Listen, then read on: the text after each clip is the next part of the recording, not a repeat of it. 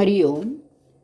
पातंजल योगसूत्रे, योगदासांचे प्रवचन, सूत्र क्रमांक 4, वृत्ती सारूप्य मितरत्र, भाग 2.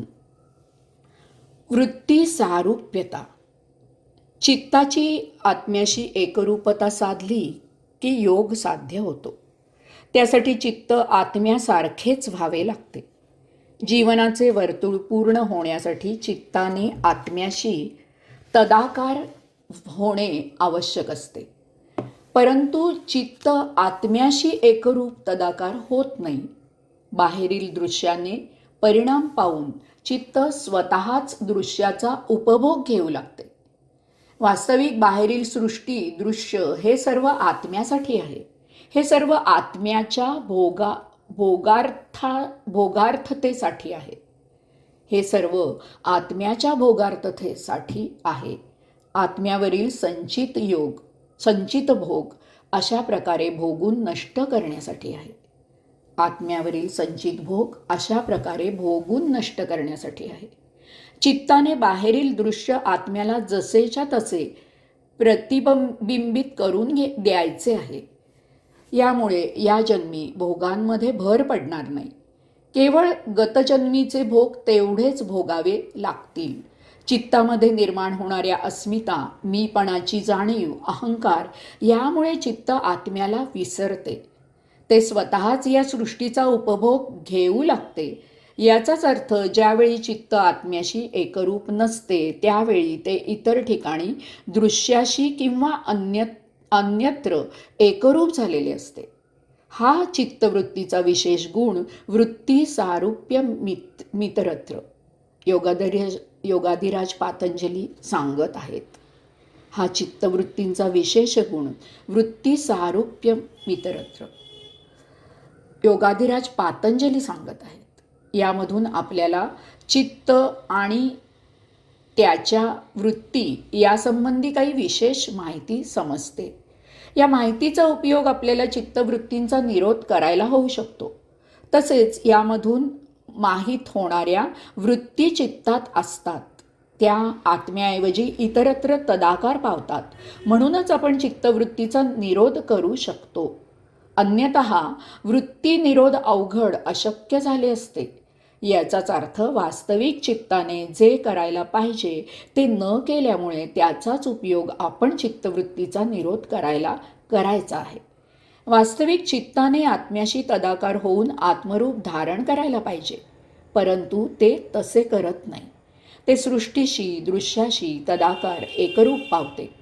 चित्ताच्या इतरत्र होणाऱ्या तदाकारीमधून 2 महत्त्वाच्या गोष्टी घडतात. एक म्हणजे चित्त या दृश्याने प्रभावित होते. त्या दृश्याची छाप चित्तावर पडते. दृश्याने चित्त भारावते. दुसरे म्हणजे बऱ्याच वेळेला चित्त त्या दृश्याप्रमाणे वागू लागते.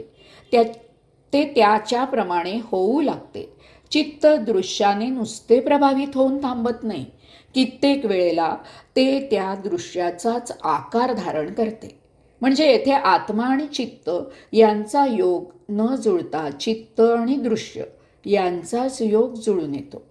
फार वर्षांपूर्वीची गोष्ट आहे. अफलातून नगरीमध्ये एक सम्राट राज्य करीत होता. त्याचा बिछाना एक नोकर घालीत असे. बिछाना, गाद्या, उशा, पलंगपोस, अभ्रे, चादरी इत्यादी स्वच्छ ठेवण्याची त्याची जबाबदारी होती.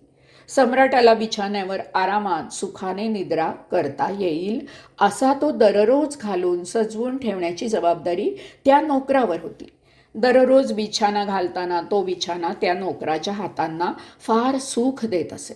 स्वच्छ मऊ गाद्या, उशा या गोष्टींवर तो नोकर एकाग्र होऊन शून्यात नजर लावून बसल्यासारखा बसत असे. एक दिवस त्याची बिछाण्यावर फारच तंद्री लागली. हा बिछाना राजाचा आहे, राजासाठी आहे, आपण तो स्वच्छ व्यवस्थित ठेवण्याची नोकरी करीत आहोत वगैरे सर्व तो विसरला. दररोज हातांना सुख देणारा हा बिछाना सर्व अंगाला किती सुख देईल या विचाराने त्याचा ताबा घेतला. त्या भरात त्याने राजाच्या बिछाण्यावर अंग झोकून दिले. क्षणातच तो गाढ निद्रेच्या आहारी गेला.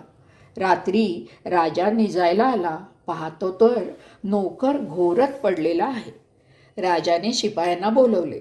दुसऱ्या दिवशी दरबारात न्यायाधीशांनी त्या नोकराच्या सर्वांगाला चाबकाने सौख्य देण्याचा निवाडा केला. 2 व्यक्तींमध्ये, संसारामध्ये, कुटुंबियांमध्ये, समाजामध्ये, देशामध्ये, विश्वामध्ये एकमेकांशी वृत्ती सारुप्यता पावली तर भौतिकदृष्ट्या त्याचा भौतिक कारभार चालवायला फायदा होतो. एकमेकांमध्ये सामंजस्य निर्माण होते. 4 दिवस सासूचे, 4 दिवस सुनेचे असे सहजीवन साधते. एकत्र आलेले जीव एकमेकांच्या विचाराने वागायला लागतात. पती पत्नी, मुलगा वडील, माय लेकी, सासू सून, भाऊ भाऊ, नातेवाईक यांच्यामध्ये सुसंवाद सुरू राहतो. रजोगुणाच्या अतिरेकाला मुरड पडते. यामधून सात्विक गुणाला पोषक वातावरण तयार होते. साधकाने तर मुद्दामहून तसा प्रयत्न करावा. रजोगुणातून सत्वगुणाकडे, सत्वगुणामधून गुणातीत अवस्था यायला याचा साधकाला फायदा होतो. आपण चित्तासंबंधी 3 महत्त्वाच्या गोष्टी पाहिल्या. 1. चित्तवृत्ती दृश्याने प्रभावित होते. 2. चित्तवृत्ती दृश्याप्रमाणे आचरण करू लागते. 3. चित्ताची निर्मिती विषयांच्या आविष्कारातून होते. याचा अर्थ चित्त हे मूलतः जन्मतःच विषयासक्त असते. या 3 गोष्टींचा एकत्रित विचार केला तर चित्ताच्या या 3 गोष्टींमुळे आपण चित्ताच्या वृत्तींचा निरोध करू शकतो. चित्ताला बाह्य विषयांमध्ये रस असतो. ते या बाह्य विषयामुळे प्रभावित होते. बाह्य विषयांमुळे चित्तावर परिणाम होतो. चित्त बाह्य विषयांप्रमाणे आचरण करते. चित्ताला विषयांशिवाय अस्तित्व टिकवता येत नाही. त्याला सतत विषय लागतो.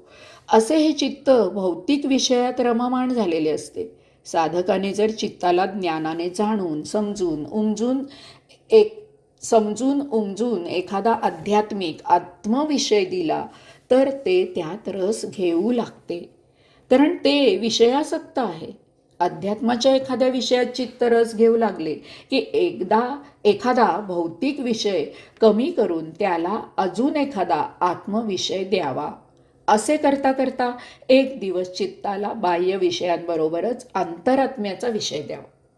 इंद्रियांना अशी बाह्य विषयांची गोडी आहे. जशी बाह्य विषयांची गोडी आहे तशीच त्यांना अंतर्विषयांचीही गोडी निर्माण होऊ शकते. चित्ताला सतत काही ना काही विषय लागतो. सतत विषय मिळत गेला की विषय कोणता आहे याला फारसं महत्त्व राहत नाही. त्याला भौतिक विषयांची गोडी असते. ती एकदम कमी न करता त्याच्या जोडीने आत्मविषय द्यावा. चित्ताला समजुतीने चुचकारून आत्मविषयाकडे वळवावे. भौतिक विषयातून निर्माण होणाऱ्या दुःखामधून दुःखविरहित आत्मविषय चित्ताला समाधान सुख देऊ लागेल. यातून अंतरात्म्याच्या विषयाची गोडी वाढीस लागते. महत्त्वाचे म्हणजे यामधून बाह्य विषयांची ओढ कमी होत जाते. लक्षात असू द्या की योगाधिराज पातंजलींनी चित्ताच्या वृत्तीचा नाश करायला सांगितलेला नाही, तर चित्तवृत्तींचा निरोध करायला सांगितला आहे. चित्ताची वृत्ती आपल्याला तशीच ठेवायची आहे, कारण आपल्याला चित्ताची वृत्ती पाहिजे आहे. आपल्याला चित्ताच्या वृत्तीचा फक्त विषय बदलायचा आहे. जी वृत्ती बाह्य आहे त्याचे रूपांतर अंतर्वृत्तीमध्ये करायचे आहे. चित्तवृत्ती बाह्य विषयामधून अंतर्विषयाकडे वळवायची आहे. अशा प्रकारे चित्तवृत्ती निरोध अपेक्षित आहे. चित्ताची बाह्य सारुप्यता लोप पावून नष्ट करून चित्ताची सारुप्यता अंतर्विषयात आत्मविषयात बदलायची आहे. म्हणजे चित्ताच्या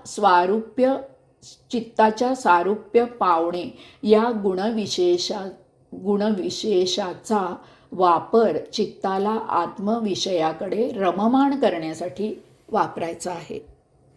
हरिओम.